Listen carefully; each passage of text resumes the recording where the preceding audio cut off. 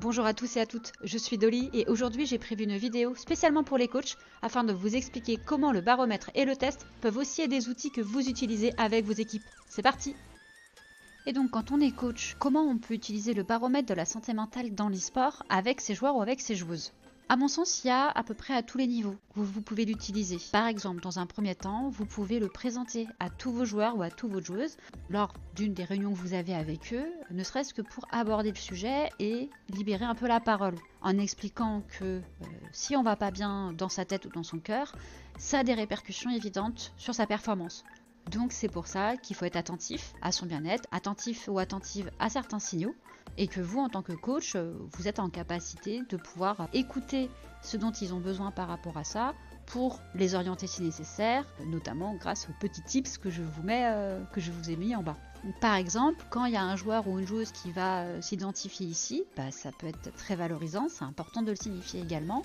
Ça peut être aussi du coup une source d'inspiration pour les autres membres de l'équipe, dans le sens où peut-être que cette personne a une hygiène de vie au quotidien qui est très saine, qu'il ou elle pratique une activité physique, qu'il ou elle a bien repéré les moments où c'est important de prac et de s'entraîner aussi en individuel, mais aussi qu'il se réserve des instants pour faire autre chose, se ressourcer différemment. Donc c'est également précieux de pouvoir repérer dans son équipe des joueurs ou des joueuses qui sont plus identifiés à ce niveau-là et de s'en saisir, entre guillemets, s'en servir comme exemple. Alors ça ne veut pas dire qu'il faut les mettre sur un piédestal, hein. Faut pas oublier que dans une équipe il y a une notion d'égalité qui reste importante, hein, même si on sait qu'il y a toujours des star players, bien sûr. Mais voilà, à mon sens c'est aussi précieux et important de garder ça en tête. Et donc derrière, vous en tant que coach, vous allez pouvoir utiliser chaque niveau pour un peu expliquer à quel endroit vous êtes personne ressource sur certains sujets, et du coup utiliser les affirmations qui sont présentes, par exemple sur le niveau 2, mais sous format de question. Est-ce que vous remarquez une baisse dans vos réflexes par moment? Ou si d'ailleurs vous avez repéré chez un joueur ou une joueuse une baisse dans ses réflexes ou des erreurs que d'habitude il ne fait pas. Ça peut être aussi un outil pour questionner sur le sommeil de vos équipes. Et puis également sur l'implication, la motivation, l'investissement. Parce qu'au travers de ça, une baisse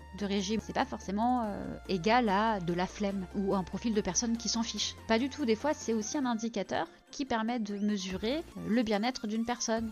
Parce que derrière, peut-être que si la personne commet plus d'erreurs et qu'il y a une baisse dans ses réflexes, il peut ressentir comme quoi il est plus au niveau, qu'il sait plus quoi faire, peut-être qu'il est un peu perdu aussi, et que ça peut être le moment de le refocus, de nommer les points, les axes d'amélioration, et de lui rappeler que il y a des choses sur lesquelles tu peux travailler, tu as les compétences, tu as le skill en fait, tout simplement. Et qu'il y a des moments, des périodes dans la vie où on est un peu moins, c'est pas grave, on peut se relever aussi. Et au travers des questions et des conseils que vous allez pouvoir lui apporter sur son gameplay, il y a peut-être d'autres sujets que vous pouvez résoudre aussi avec lui. Son alimentation, son rythme de sommeil. Et du coup, identifier le problème et savoir comment le résoudre.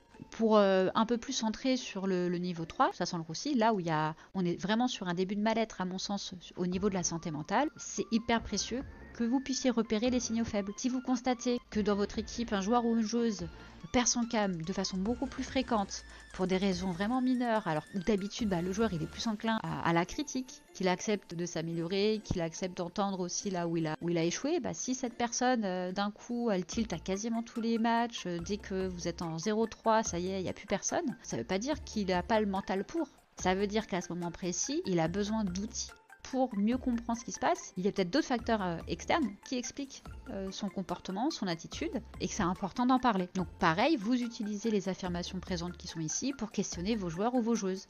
Et derrière, vous pouvez lui apporter ce premier niveau de solution également. Alors, je sollicite mon entourage, coach, vous êtes là, hein. Donc c'est comme quoi c'est complètement raccord avec ce que je vous explique. Et peut-être réfléchir à comment organiser ses journées, son modèle de prac, même indiv, pour comprendre ce qui se passe par rapport à tout ça. Mais l'objectif en fait de cet outil, comme je disais, c'est de libérer la parole. Poser des mots. Et quand je vous parlais de signaux faibles, pour aider au repérage, le niveau 4 et le niveau 5, c'est vraiment des choses hyper précieuses. À mon sens, c'est important que vous puissiez être outillé là-dessus en tant que coach, pour en parler, pour que ça ne soit plus un sujet tabou, pour que les personnes qui ont besoin d'être aidées le soient le plus rapidement possible. Et c'est le moment de pouvoir aussi engager le dialogue sur ces thématiques, poser les termes. S'il n'y a plus de plaisir à jouer, il y a une vraie fatigue émotionnelle ressentie par la personne, mais pas forcément nommée, parce que c'est pas évident.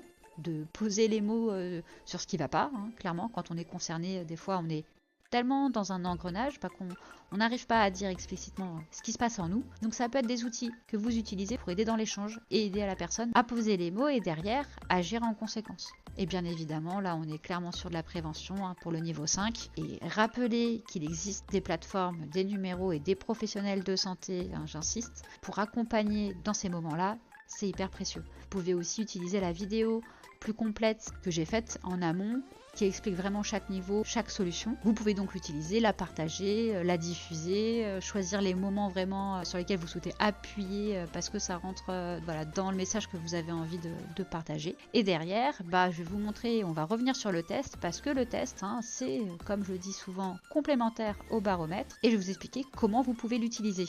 Déjà, voilà, je vous fais un petit topo sur la page de présentation parce que c'est important de bien comprendre comment il fonctionne pour que vous puissiez être en capacité derrière de l'expliquer aussi à votre équipe. Déjà, c'est pas écrit ici, c'est écrit sur la version publique, ça prend 5-6 minutes en gros à faire, donc on est quand même sur un format assez rapide. Il y a 42 affirmations, donc on va retrouver des thèmes d'affirmations qui sont présentes sur le baromètre et la fameuse échelle de Likert. Donc c'est une cotation que je vais vous montrer justement juste après, de 1 à 5, pas du tout d'accord, tout à fait d'accord. Ça permet au joueur ou à la joueuse de se situer et derrière à la fin il y a un scoring qui donne le niveau qui a été évalué. Donc j'ai fait aussi une vidéo explicative, hein, vous pourrez en prendre connaissance et la partager aussi derrière si vous le souhaitez, ou en tout cas récupérer les informations que vous souhaitez communiquer à votre équipe pour qu'ils puissent correctement utiliser le test. Donc je ne vais pas tout répéter parce que ça peut aussi vous inspirer hein, sur les affirmations dans les échanges que vous avez avec votre équipe, notamment pendant une compétition, comment se passe le niveau d'anxiété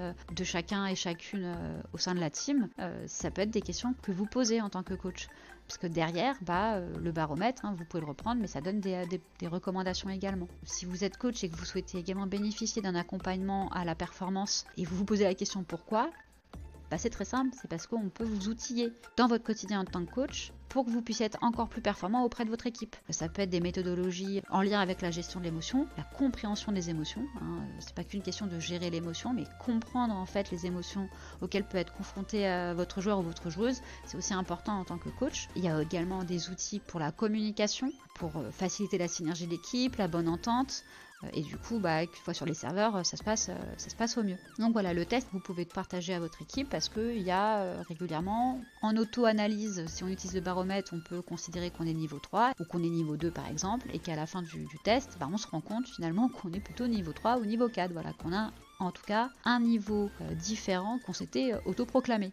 Et tout ça, ça permet de libérer la parole, ça permet d'ouvrir un peu les portes pour que la personne en face de vous se sente en confiance pour échanger, pour réfléchir aussi derrière à comment faire afin d'améliorer sa performance, d'améliorer son bien-être. Car tous ces sujets de bien-être, de santé mentale, de performance se rejoignent et c'est un véritable enjeu aujourd'hui quand on est coach, quand on est une structure, de pouvoir identifier en amont, accompagner au mieux nos équipes sur ces sujets-là.